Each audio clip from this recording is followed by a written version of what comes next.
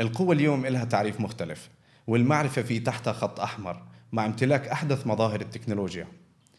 وفي كل لحظة من حياتنا اليومية بنحتاج لحدا يساعدنا، ومرات يفكر عنا، ومرات إذا بيشتغل عنا بريحنا. معقول لهون وصلنا؟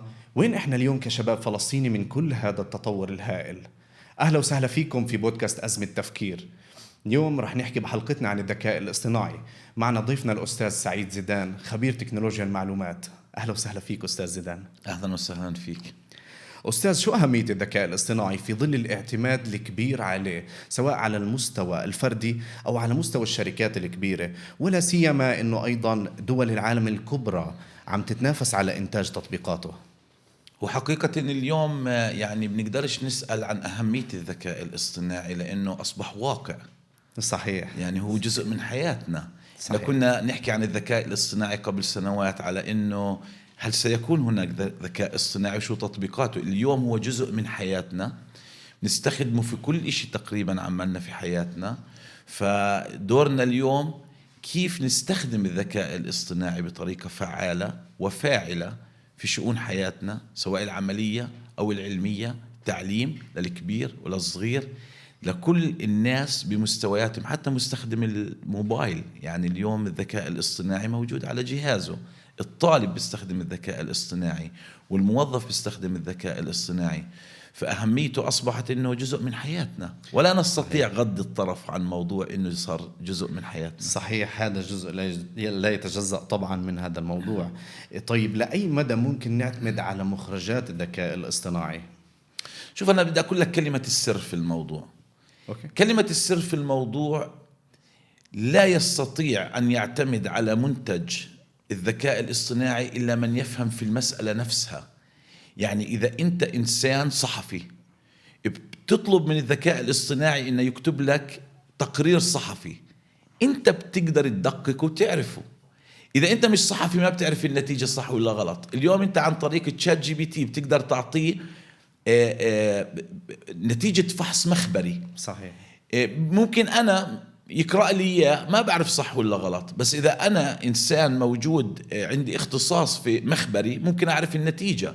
وكذلك الأمر إذا أعطيته مسألة فيزياء، إذا أنا أستاذ فيزياء أو بفهم في الفيزياء بعرف إنه الجواب صح ولا غلط. فقضية الاعتماد عليه يعتمد على المتلقي. يعني إذا أنت بتفهم بالموضوع بتقدر تتحقق من النتيجة، فأنت في الوضع السليم. إذا ما بتعرف فيه معناه راح تأخذ فيه بالمسلمات، ممكن يكون خطأ وممكن يكون صح. صحيح. هذا يعني أي شخص بغض النظر طبعا عن تخصصه أو خلينا نقول خلفيته عن أي معلومة ممكن يطرحها على تطبيق من تطبيقات الذكاء الاصطناعي. هون إحنا بنروح على السؤال: شو التحديات اللي إحنا ممكن تواجهنا كشباب فلسطيني مع مواكبة هاي التطبيقات والمخرجات؟ قديش ممكن تأثر علينا؟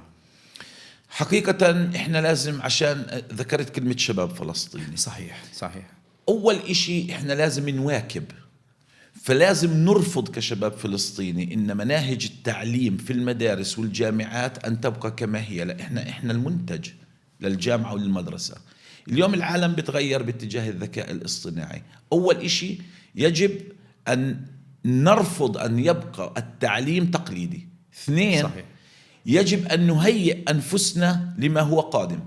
يعني اليوم الإنسان حتى اللي في وظيفته مطلوب منه يتدرب ويتعلم على استخدام أدوات الذكاء الاصطناعي، لأنه اليوم بيطلع من الجامعة سنة أولى بجوز بيعرف أحسن من واحد له 4 أو 5 سنوات في بعض الوظائف. مطلوب منك كشاب فلسطيني إنك تتعلم وتستمر في التعلم وتواكب التعلم وما تخافش. أهم نصيحة بنصحها إنك ما تخاف من التكنولوجيا، اتعلم. واليوم التعلم موجود مجانا، تقدر تفتح على اليوتيوب وتقول بدي أتعلم، أسهل منه ما في. تفتح على يوديمي بتتعلم من موقع منصة إدراك من غيره. المعلومة متوفرة، الدور عليك أنت إنك تحاول وتتعب على إنك تعلم نفسك. أهم إشي إنك تدرك كشاب فلسطيني إن إذا ما تمكنت من التكنولوجيا الحديثة ممكن إنك تفقد وظيفتك الحالية اللي أنت بتشتغل فيها، صحيح. وممكن صحيح. كمان انك انت اذا ما طورت حالك كطالب لما تطلع على سوق العمل ما تلاقي لك وظيفة. وهذا فعليا اللي عم بيصير، يعني حرام في كتير شباب عم بيفقدوا وظائفهم الرسمية اللي صار لهم مثلا سنين بيشتغلوا فيها، بس لأنه ما بيعرف يعمل مهارة معينة من في تطبيق من تطبيقات الذكاء الاصطناعي، خصوصا في المجالات الحديثة اللي بتعتمد على العلوم الرقمية. جديد في الإعلام الرقمي صار في استغناء عن بعض الأدوار اللي كان يقوم فيها الصحفي، وصار بس يختص مثلا في التقديم. يعني هلا انا على الاعداد على اي برنامج زي تشات جي بي تي على سبيل المثال بقدر انا اكتب لي تقرير، يطلع لي بتقرير مفصل جاهز صحفي، وكمان يعطيني اياه بلغه القناه او الوكاله الاخباريه اللي عم بشتغل فيها. فهو الاشي قد ما هو منتج وقد ما هو فعال، بس بنفس الوقت بعطيك الشوك انك تدير بالك انك مش بس تطور حالك، لا تدرس أكتر عنه. صحيح. تقرأ أكتر عنه، بدك أنت تغوص فيه أكتر عشان تفهمه وهو يفهمك. هون إحنا منروح على إنه قديش هو ممكن يرفع نسبة البطالة، لأنه طبعا إحنا بالشكل الطبيعي حاليا في الوقت الحالي معدل انتشار البطالة بين الشباب الفلسطيني كتير كبير، بس قديش أنا بقدر مع تطور مواكبة واعتماد أدوات الذكاء الاصطناعي من قبل الشباب كيف بقدر أحد من البطالة وأفعل وأدعم العامل البشري. هون السؤال متشعب وأجوبته في إلها محاور. أول شيء خلينا نتفق على المحور الأول، إنه الذكاء الاصطناعي وجوده بالتحول الرقمي أيضا خلق وظائف جديدة. صحيح. يعني في وظائف لم تكن موجودة في السابق، وجود الذكاء الاصطناعي أوجد وظائف جديدة، هذا رقم واحد. والمحور الآخر اللي هو الطرف الآخر، وجود الذكاء الاصطناعي ألغى وظائف بالكامل. أنا على صفحتي على الفيسبوك كتبت هاي وظائف المستقبل، هذه وظائف ستلغى، هذه وظائف ستولد، وبتتغير الأمور. فأنت لازم تطلع على هذا الجانب. لحسن حظنا في فلسطين بالتحديد إن نحن مستهلكين للتكنولوجيا مش منتجين إلها. صحيح. يعني اليوم تيجي شركة كاملة لإنتاج السيارات، مصنع سيارات، بيقول سرحنا 12,000 موظف لأن السيارة جميعها بتتصنع من الألف للياء على استخدام الروبوت. إحنا مش ألمانيا ولا إحنا أمريكا ولا إحنا فرنسا ولا إحنا الجهات الدول الصناعية الكبرى اللي بتصنع وكل يوم نسمع عن تسريح. يعني ديك اليوم ميتا نفسها تصور، يعني احنا يحكوا هل معقول الذكاء الاصطناعي يحارب الإنسان؟ اللي اخترع الذكاء الاصطناعي وبرمجة اليوم زي تشات جي بي تي شركة ميتا، طلع مارك بيقول احنا مع 2029 راح نروح كل المبرمجين. يعني المبرمج اللي برمج تشات جي بي تي استغنى عنهم. صحيح. فاليوم طيب وظيفة المبرمج انتهت، بس في بجوز اركيتكت مطلوب بيعمل الشيء ما بيعمله الذكاء الاصطناعي. بجوز بيقدر الذكاء الاصطناعي يعمل كواليتي اشورنس، يعني تأكيد الجودة يشتغل عليها، بس في قضايا تانية بيقدرش يعملها. فأنت اليوم كشاب فلسطيني عشان تقدر تشتغل في البلد أو برا البلد، اسأل حالك السؤال دائما: ما هي وظائف المستقبل؟ وين المستقبل رايح؟ اتعلم الاشي المطلوب للمستقبل، لأنك تتفاجئش إنك تتخرج من الجامعة، تطلع من الجامعة تتفاجأ إنك تصف في طابور العاطلين عن العمل رغم إنك معك شهادة هندسة أو طب أو تمريض، لأنه الوظيفة هاي ما إلها شغل. طبعا في 2035 إذا بتلاحظ في حكي كتير بيطلع إنه راح يكون في عمليات جراحية بالروبوتس، وهذا يعني إنه ممكن مهنة الطب اللي تعتمد على العامل البشري ممكن إنها تروح، يصير الاعتماد الكامل على. بيل جيتس قبل 3 أسابيع بالضبط يوم خميس حديث قبل 3 أسابيع قال في 2035 راح تكون العمليات الجراحية كلها بالروبوت. وهي حقيقة، سواء أنا بنفسي شاهدت عملية كاملة للدماغ في دبي، شفتها عمليا فول روبوت. هلا سواء صدقنا أو ما صدقنا، اقتنعنا ولا ما اقتنعنا، اللي عماله بصير. مصانع السيارات، الجمارك كلياتها، الموانئ كلياتها روبوتس. المطارات اليوم روح على المطارات العالمية تدخل حتى شنطتك بتوزنها وبتحطها وتحط عليها الليبل وبتطلع على الطيارة، حتى الفحص الباسبورت بشوفوا بصمة العين وبتتحرك. فالعالم بتغير سواء قبلنا ولا ما قبلنا. ستولد وظائف جديدة وستلغى وظائف أخرى، وسيكون الحظ في التوظيف من نصيب من يستطيع أن يتقن الوظائف الجديدة ومهاراتها. وهذا مهم تحت كلمة مهارات للشباب الفلسطيني، المهارات المطلوبة لوظائف المستقبل، لأن المهارات السابقة اللي كنا نمتلكها اليوم ما بتوظفك، فيش عليها اعتماد أساسي. صحيح. نتطرق بصدد هذا الموضوع على صعيد التعليم بالذات. من كلامك راح أفهم إنه إحنا لازم نعيد النظر بالمناهج التعليمية المطروحة على مستوى دولة فلسطين. أنا ما عم بحكي عن الخارج، عم بحكي حاليا عن مستوى دولة فلسطين. شو المناهج التعليمية اللي إحنا ممكن نطرحها على المدارس، على الجامعات، المؤسسات والمراكز التعليمية والتثقيفية، وكمان إيش الخطوات اللي لازم نبلش فيها حالا لتدارك حصول الكلام اللي تفضلت فيه أستاذ؟ يعني السؤال اللي سألته في بيقولوا $1 مليون question، هذا بيجوز $1 بليون question. إحنا اليوم بيجوز في فلسطين بس من شهر 1 لليوم صار 4 مؤتمرات تحكي عن هذا الموضوع. في تحرك جدي في فلسطين باتجاه دراسة ما يمكن عمله باستخدام الذكاء الاصطناعي والتحول الرقمي في التعليم. في 3 شغلات أنا بدي أحكيهن. الأولى، مناهج التعليم كاملة من المدرسة للجامعة بدها إعادة صياغة. تجربة الإمارات دخلت التعليم الذكاء الاصطناعي من صف أول ل12. قبل أسبوعين أعلنوا رسميا كأول دولة إنه الذكاء الاصطناعي بده يدخل في التعليم، لأنه بدونه بصير عندنا مشكلة. حتى الابتدائي، حتى من الأول ل12 رسميا، والمناهج موجودة. 2، موضوع مرتبط ارتباط مباشر بأساليب التعليم. يعني الأسلوب التقليدي القديم بطل ينفع. أعطي مثال حقيقي. اليوم لما أنا درست في الجامعة كانوا يعطونا بحث، نروح ندور في كل كتب البلد ومكاتب البلد عشان نكتب لا كان في عندنا جوجل ولا حتى ياهو، ونجتهد. بحكي عن بداية التسعينات. اليوم الطالب تأخذ منه 5 دقائق على تشات جي بي تي، بكتب الجواب وبعطيك إياه. طيب هو فهمه ولا ما فهمه؟ بجوز أحد الأساليب اللي بدي أغيرها طريقة إني أمتحنه. بجوز أمتحنه أورال إكزام، يعني أوقفه أسأله ويجاوبني شفويا عشان أتأكد إنه هذا الطالب فاهم. صحيح. أساليب التقويم وأساليب التقييم للطلاب والمناهج بحاجة إلى تغيير جذري. المناهج التقليدية لا تخدم الطالب عشان يشتغل في وظيفة المستقبل. هلا في حدا أنا متأكد رح يسمعنا ويعلق، ولما تنشروا البودكاست رح تشوف في التعليقات الأسس العلمية مطلوبة ويجب التأسيس وركزوا على التأسيس. الموضوع لم يعد في قضية التأسيس، لأني أنا بدي أعطي مثال حقيقي نزلته على صفحتي قبل أسبوعين. قلت يجب تغيير زمن التعليم. اليوم الطالب، أنا مسؤول عن حديثي وافحصوه، الطالب بدخل صف أول إما بعمر 6 أو 7، صح؟ صحيح. عشان يتعلم بصف أول، منهاج صف أول شو هو اليوم؟ تعلم الأحرف والأرقام. طب اليوم أتحدى وجربوا في بيوتكم والسامعين يجربوا، الطفل ب3 سنين و4 سنين بيعرف الأحرف والأرقام وبيلعب جيمز وبيستخدم الأجهزة وبيعرف الألوان، آيباد، آيفون. طب أنا ليش أدخله على صف أول بعمر 6 سنين؟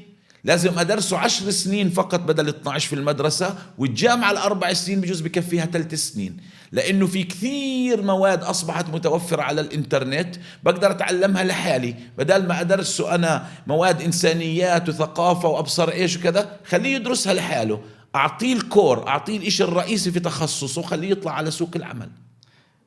والله صراحة الموضوع جدا حساس وخطير.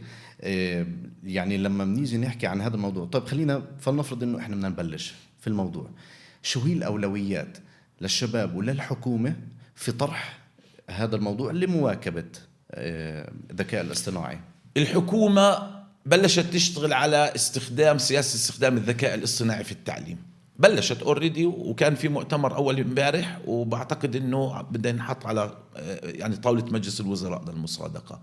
الأهم من السياسة إنه يشكل لجان متخصصة في البلد على السريع تشتغل على موضوع إدخال الذكاء الاصطناعي والأساليب المرتبطة فيه في مناهج التعليم. وأول أولوية من وجهة نظري حكيتها في مؤتمر في البحرين أمام كل العالم، لازم نعلم المعلم. educate the educator، لأن اليوم عندنا خصوصاً. 53 ألف معلم، لازم نشتغل على تأهيلهم وتدريبهم اللي يقدروا يواكبوا العصر الجديد، لأنه فاقد الشيء لا يعطي. فلازم نتعب على تأهيل المعلمين باستخدام التكنولوجيا الحديثة والأدوات المتعلقة بالذكاء الاصطناعي في التعليم. 2 كأولوية تغيير المناهج، لازم نغير المناهج حتى لو أخذتنا بدل السنة 3، بس لازم نبلش صحيح. بتغيير المناهج. الموضوع الثالث المرتبط فيه هو عبارة عن تغيير مناهج التدريس في الجامعات بما يتلائم مع أسواق العمل الجديدة. يعني لليوم أنا بشوف مليان في الجامعات تخصصات، بس أنا مستعد في بودكاست ثاني أحكي بالتفصيل تخصص، باخذ 10 عينات بقول لكم هذا التخصص كل من يتخرج منه راح يقعد في البيت، صحيح. وهذا التخصص كل من يتخرج منه راح يشتغل. خليني أعطيكم مثال عمل يا شباب فلسطين أنا مسؤول عنه. اليوم التمريض على سبيل المثال من هون ل100 سنة ما راح ينتهي، لأن لا يوجد روبوت راح يلغي موضوع التمريض، بس ممكن يلغي دور الجراح نوعا ما. اوكي، انت لازم تأخذ بعين الاعتبار شو وظيفة المستقبل المطلوبة. اليوم الصبح كان عندي أحد الأشخاص يعني هاي من أكثر النصائح اللي أنت عم بتقدمها نعم للشباب. صحيح، اختار التخصص السليم. لليوم الناس بيقول لابنه روح مهندس، هو بجوز المهندس ما له شغل، او بدي اياك تروح طبيب، هو في طبيب بيشتغل في طبيب ما بيشتغل. صح. نفس الاشي لما بنروح احنا على بعض التخصصات زي الفيزياء والرياضيات، اللغة العربية واللغات. تصوروا لليوم، بحب في هذا البودكاست احكي هذا المثال حكيته امبارح، لليوم في ناس بروحوا تخصص ترجمة. يا جماعة اليوم كل إشي يترجم لحاله، في ابليكيشنز كل إشي بيترجم.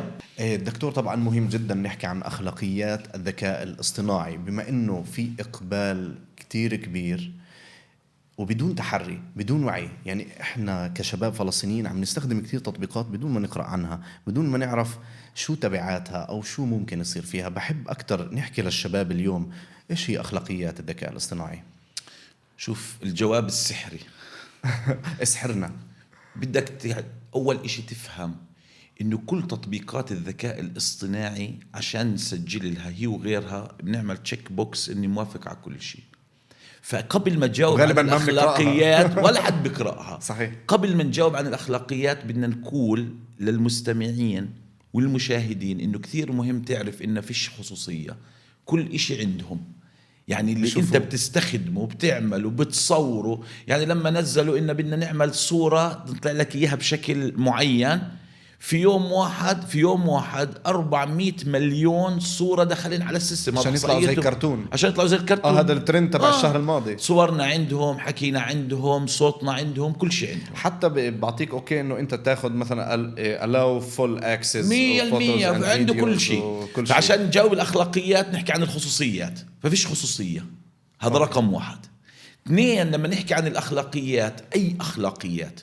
في أخلاقيات مهنية، في أخلاقيات تطبيقية، في أخلاقيات تشغيلية، في أخلاقيات قانونية. صحيح. يعني اليوم أنت شو الأخلاقيات اللي موجودة؟ لما أنا مدرس في جامعة بعطي الطالب ريسيرش، بروح بيعمل الريسيرش على شات جي بي تي في 10 دقائق، شو استفدت منه؟ أنا عندي تول بقدر أفحص إمكانية إنه هو ماخذ من شات جي بي تي أو ديب سيك أو جيميناي أو غيره، لكن هو برضو بيعرف كيف يغيرها، يعني كيف يلتف عليها. طيب أنت اليوم بتحكي عن أخلاقيات. طب تصور اليوم هذا السؤال سألوني يا طلاب الإعلام الرقمي في الجامعة العربية الأمريكية، طب اليوم إنتاج الصور والفيديوهات أنا بقدر أركب صورتك على أي إشي بدي إياه وبعمل لك فيديو كمان. خطير جدا هذا الموضوع. تسألني عن أخلاقيات بقول لك لا أخلاق في عمل ذلك، بس في حد بيمنعه. فالجواب السحري للموضوع ده أقول لك إياه: من في العالم يحكم منع اللا أخلاقيات؟ والجواب لا يوجد. يعني بجوز أنت في أمريكا في قانون معين بمنع، بس إذا أنت في فلسطين ما حدا بمنعك. صح. فالموضوع موضوع فردي، إما على مستوى المؤسسة أو الشخص أو الحكومة، ماذا تسمح أو لا تسمح وماذا تعتمد أو لا تعتمد. لأنه اليوم حتى للأسف الفيديو اللي منتج بالذكاء الاصطناعي إذا بتأخذه على مختبر الفورنزيك بجوز ما يعرف إنه هذا مفبرك، بيعتبره جينوين يعني أصلي. وهنا في خطورة في الموضوع. صحيح. هون بيجي دور الحكومة طبعا في متابعة كل هاي اللوجستيات والأمور على المستوى الفلسطيني. بما أنك تطرقت لموضوع الجانب الحكومي، في العام 2023 حصلت فلسطين على المرتبة 134 من أصل 194 في السباق العالمي لجهوزية الحكومة في الذكاء الاصطناعي. رغم الظروف السياسية الصعبة الاقتصادية، طبعا احنا نصنف بالبيئة الخطرة. قديش عندنا جاهزية الحكومة لاستقبال واحتواء الذكاء الاصطناعي وتطويره إذا أمكن؟ وهل في مؤشرات جديدة خلال السنتين الماضيات؟ بدي أجاوب جواب بطريقتين. الأولى، أي إشي بنكون رقم إحنا في العالم هو إنجاز. 134 ولا شو ما نكون، خصوصا إحنا اللي لا عندنا موازنات ولا عندنا إشي، ولا يعني إحنا ضمن كل الظروف الصعبة اللي بنعيشها بس بنطلع رقم منيح. الرقم صح، بس حتى متأخر شوي حتى متأخر. بس في إشي مهم بالنسبة للحكومة عشان تقدر توصل للذكاء الاصطناعي في الخدمات اللي بتقدمها للمواطنين. الساعة بدها تخطو خطوات في التحول الرقمي. احنا لحد الآن الخدمات الإلكترونية المقدمة مقارنة مع دول الجوار زي الأردن مثلا أو دول الخليج لسه احنا شوي بعاد. في منظومة حكومة اليوم موجودة وعليها بعض الخدمات بدها تطوير، بدها زيادة خدمات عليها.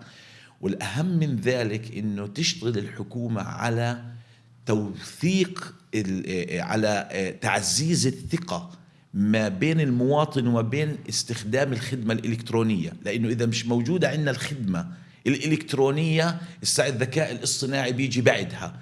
اليوم بدي أعطي مثال عملي. القوانين اللي موجودة في فلسطين لا تسمح بالوصول إلى الذكاء الاصطناعي بالخدمات للمواطنين. أنا بحب دائما لما بحكي في أي بودكاست أعطي أمثلة لأن المثال دائما بالله يا ريت. اليوم ما عندنا احنا قانون مثلا التوقيع الإلكتروني حادد من 100 خدمة ممكن نعملها. إلا اليوم ما عندنا مثلا البيومتريك لكل مواطن. تصور أنا في دولة أخرى الأسبوع الماضي يوم الخميس زي اليوم عملت توكيل من كاتب عدل أونلاين. يعني كاتب العدل بيبعت لي زوم، بيفتح بشوف وجهي على البيومتريك تبعي بهديك الدولة، سجل الوكالة، ختمها وبعتها للسفارة وبكامل الشفافية، بكامل ودقيق 100%. حتى يعني هذا بيومتريك على بصمة العين وبصمة الوجه وغيره. احنا لسه ما قطعنا مشوار ان يكون عندنا بيومتريك في فلسطين للمواطنين. احنا قطعنا يعني شوط منيح في رقمنة الاقتصاد. بما اتفق معك في رقمنة التعليم. يعني صار عندنا تطور في الأساليب التعليمية زي زوم، خصوصا نعم بعد جائحة صحيح. كورونا. هذا لازم كان خطة فورية وعاجلة زي خطة الطوارئ بتطلع إنه إحنا لازم نتدارك موضوع التعليم ما نضيعه. الاقتصاد صار كله هلأ على التطبيقات. أنا فيش داعي أروح البنك، أنا هلأ على التطبيق. هذا كله التحول الرقمي إحنا عشان يكون واضحين ويكون في علم ورا الحكي تبعنا بنحكي عن 4 مستويات. في رقمنة، في أتمتة، في صحيح. تحول رقمي، في ذكاء اصطناعي. إحنا في فلسطين أنجزنا الرقمنة والأتمتة في معظم العمليات الحكومية، وجزء استخدام الذكاء الاصطناعي وجزء كبير في التحول الرقمي ماشيين فيه.